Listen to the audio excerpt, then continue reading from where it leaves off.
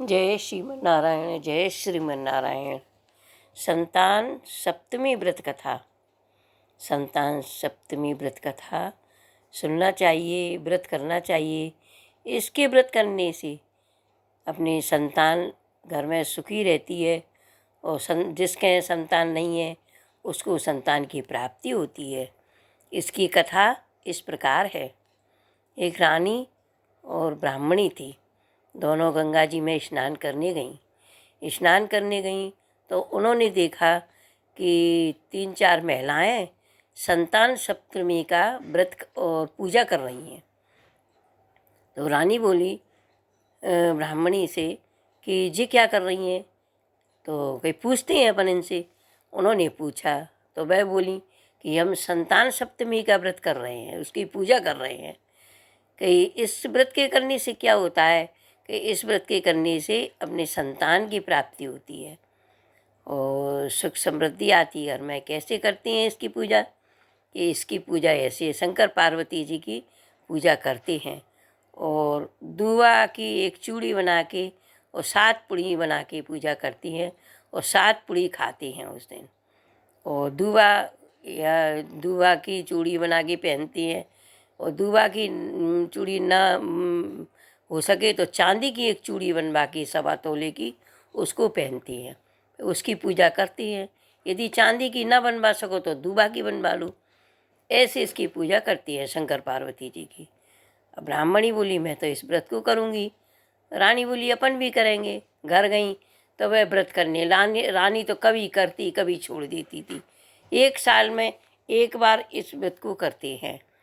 भादों के महीने में शुक्ल पक्ष में इस व्रत को किया जाता है। इस व्रत को और सप्तमी के दिन इस व्रत को किया जाता है। स्नान ध्यान करके शंकर पार्वती जी की पूजा करते हैं।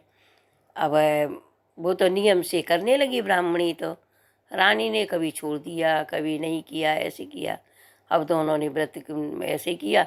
अब दोनों मरने के बाद में दोबारा रानी तो वह रानी बनी और वह ब्राह्मणी बनी तो ब्राह्मणी के तो खूब पुत्र हुए। उसके 1-2 करके 8 पुत्रों को जन्म दिया उसने 8 साल में।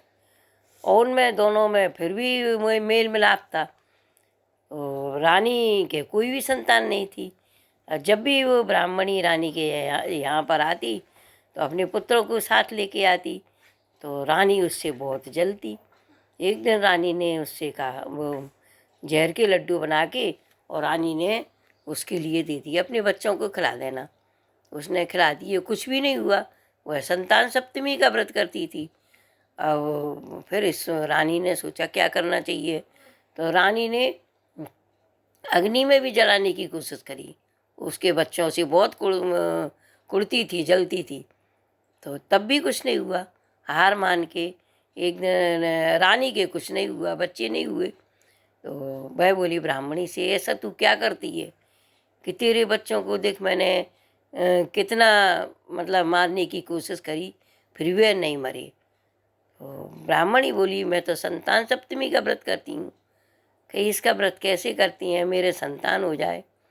तो ब्राह्मणी बोली इस व्रत को ऐसे करती हैं, सुबह नहा धो के स्नान करके और शंकर पार्वती जी की पूजा करो, 7 पुड़ी बनाओ।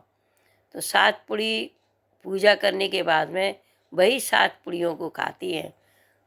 7 पूड़ियाँ बना के उन्हीं को खाती है और एक चांदी की 1.25 तोले की चूड़ी बनवा के उसकी पूजा करती हैं, बच्चों के नाम से पहनती हैं। चांदी की ना जिस पे ना हो वह दूबा की भी चूड़ी बना के पहनती हैं। तो रानी बोली नहीं, चांदी की या सोने की कोई की भी चूड़ी बना के और वह पहनती है, ऐसी व्रत करती हैं। तो रानी ने इस व्रत को किया। रानी के 9 महीने बाद पुत्र की प्राप्ति हुई। रानी बड़ी खुश हुई। रानी सबसे कहने लगी संतान सप्तमी का व्रत करना चाहिए। इस व्रत के करने से घर में संतान पैदा होती है, सुख शांति होती है, मनोकामनाओं की पूर्ति होती है। इस कथा को सुनना चाहिए और शंकर पार्वती जी की पूजा करना चाहिए। को होम धूप पूजा पाठ फूल पुष्प सब इन सब चीज़ों से पूजा करते हैं। जय श्रीमन नारायण, जय श्रीमन नारायण।